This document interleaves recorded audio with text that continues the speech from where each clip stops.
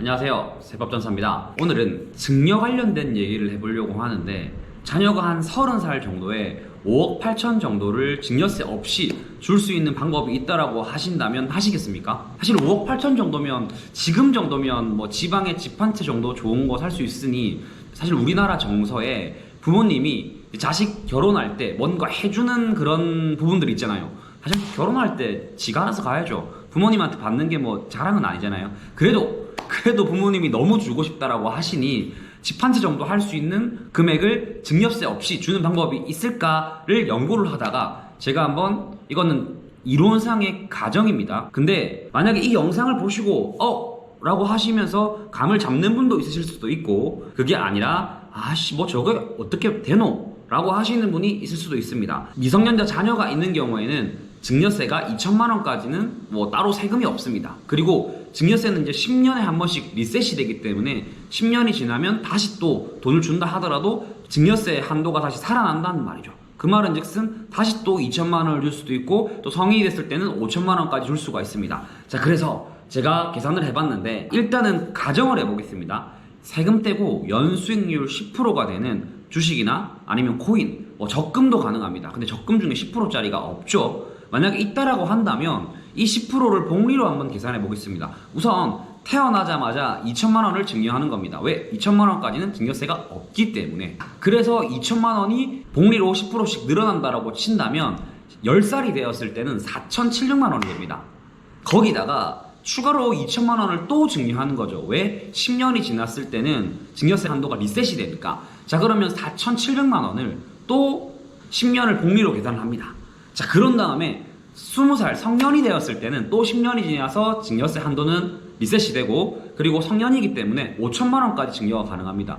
자, 이 5천만 원을 플러스해서 또 10년을 계산해서 복리로 붓는다라고 한다면 30살이 되었을 때 5억 8천 정도가 됩니다. 거기다 플러스 또 10년이 지났으니까 5천만 원 없는다라고 한다면 총 6억 3천? 6억 3천이 되겠네요. 이래서 거뜬히 증여세 없이 6억 정도의 금액을 줄 수 있습니다.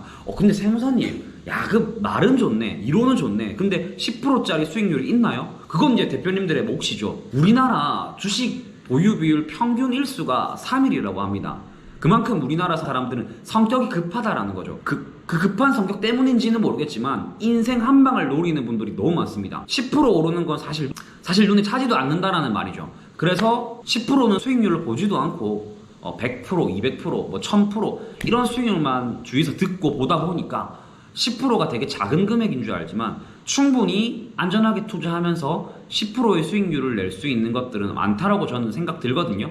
그거는 이제 댓글을 달아주시면 저도 좀 확인해보고 저도 넣게요. 근데 또 하나 문제점이 하나 있습니다. 세무서에서는 자녀한테 투자하고 주식을 증여해가지고 뻥튀기가 되는 것들을 가만히 둘까요? 부모가 자녀한테 증여를 해서 증여한 금액으로 투자를 계속 반복적으로 투자를 만약에 하는 경우에는 자녀가 투자했다라고 볼 수는 없고, 부모가 자녀한테 그 투자 수익까지도 증여세를 내게 하겠다라는 부분이 좀 있습니다. 만약에 부모님이 주식 투자를 전업으로 하시는 분이라서 넣었다 뺐다 해서 10% 이상의 수익률을 낸 경우에는 사실 말해서 그러한 부분이 문제가 될 수 있지만, 만약에 한 가지 주식 종목으로만 10% 수익률을 내서 5억 7천의 수익을 냈다라고 한다면 과연 이것도 세무서에서 뭐라 할 수가 있을까요? 우리 돌잔치 때 물건들을 집는데 어머니 아버지께서 주식 투자할 것들을 여러 가지 종이에 적어서 너 선택해라, 그 선택하는 걸로 나는 증여한 금액을 놓겠다 라고 해서 자녀가 뭐 테슬라든 엔비디아를 잡았어. 그래가지고 그래 알겠다, 투자를 하겠다, 네가 정한 걸로 투자를 하겠다 라고 하면 뭐라 할 거예요?